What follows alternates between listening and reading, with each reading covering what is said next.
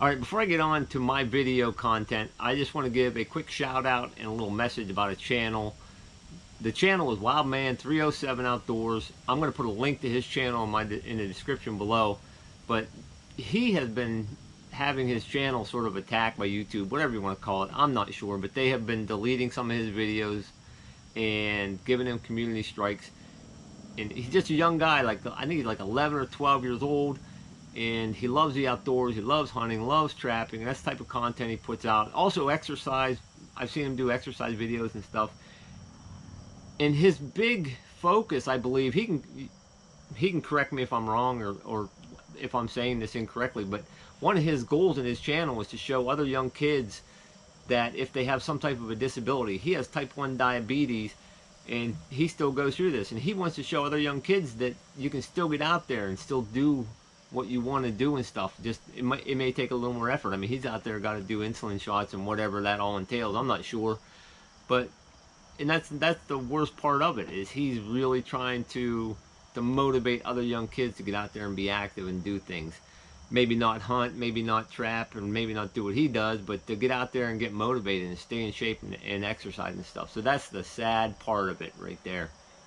So if you could take a second, I would rather you go visit his channel than watch the rest of my video. So if you only got a few minutes, X out of my video, go check out Wildman307, check out one of his videos, give him a comment.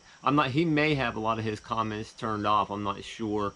But give him a thumbs up or something, whatever you can do, and give him a view. If you can leave a comment, just tell him to stay strong and stay tough. And if you watch this, Wildman, I wish you all the best, buddy. So I'm going to get on with my video here, and I hope you all have a blessed day. How's it going, everybody? It is September the 8th, and I'm doing a little bit of pre-season work, some trap preparation. I'm dyeing and waxing my traps today. Got my traps in here. I got them in little bundles of like six or so at a time, and got my water boiling at a pretty good pace here. I'm not afraid to get my water boiling. You cannot get this over 212 degrees. And once they boil for another half hour or so, I'll let my fire die out, and then probably try to skim some of the wax and any oils or anything that came to the top, get that off of there, pull them out, throw them in this tote and unwire them, and then I'll hang them on this rack right here to dry before I wax them. I've shown a lot of this stuff before, but I don't know, I have a good time waxing and dyeing traps and stuff. I'll probably do another batch if my brother wants any done later on. I'll just save the dye water and stuff for him. But once they dry off, and then I'll get my wax out, wax them up. I'll just show you each little step, how they turn out in the end here. If you want to see any of my other, like a waxing video or something, let me know, and I'll ship you a link to that. But I'm going to keep plugging away at this. Once they're done boiling, I'll get on to the next step. I got my wax heating up. I just use the same wax year in and year out. This is a chunk that was left in another pot. I'll be able to get probably like 4 or 5 traps in there at one time. Got all my traps dyed.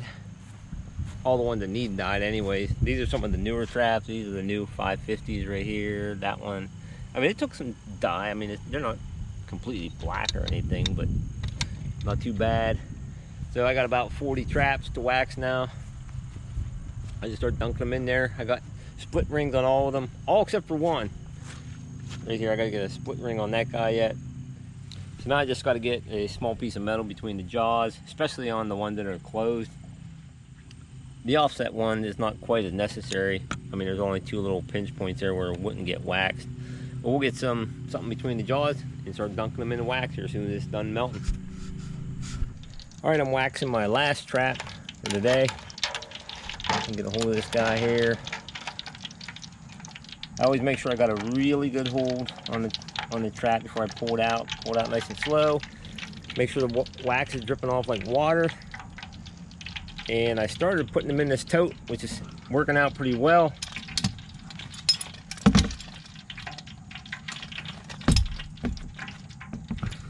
Spin them off in here a little bit, give them a good shake. Yeah, you gotta let your traps in that wax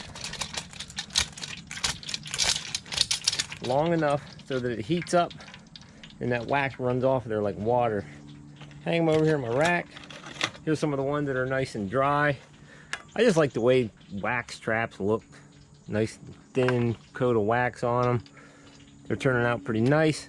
I know they just go in the dirt and they get all scratched up and stuff, but I think they look pretty cool and I like doing it. I'm going to show you one more thing that I've been doing after I dunk my steaks in there. Yeah, I do my steaks, just, I don't know, I try to protect them a little bit. Yeah, if I,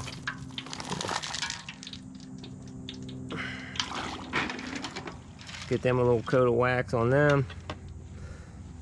Whether or not it stays in the ground or not, try to protect them. Same thing, I'll let them come up to temperature before I pull them out. But I'm going to show you one more thing inside my shed.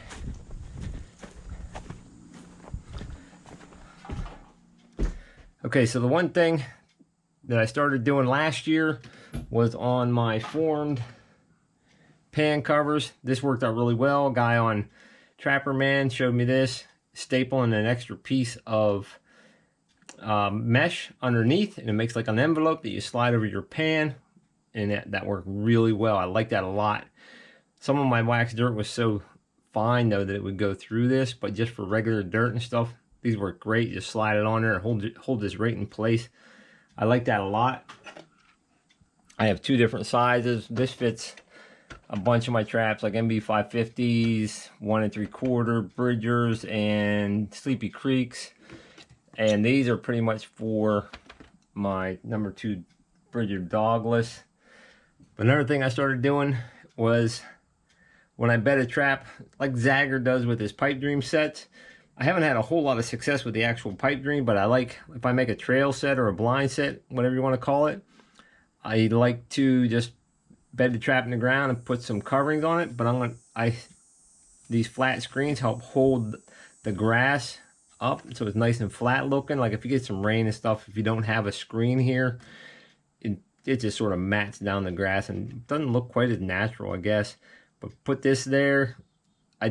These sort of slid around a lot, so I stapled an extra piece of mesh underneath, slide that on the pan, and hold that nice and still. And now I'll be able to just put a little bit of grass clippings or whatever on top to blend my trap in. So I think that's going to work really well. I got a bunch made for my #2 dogless Bridgers, and I got some made for like the 1 3/4 Sleepy Creeks. I'll be using those are the two types of traps I'll be using on blind sets. But that's about it for today. Ooh, my camera's sliding around. I got a couple more things to do to get ready. Some just scouting and just checking things out. I got a new farm to scout out a little bit.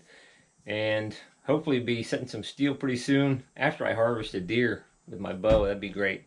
All right, hope you all have a blessed day and stay safe, everybody.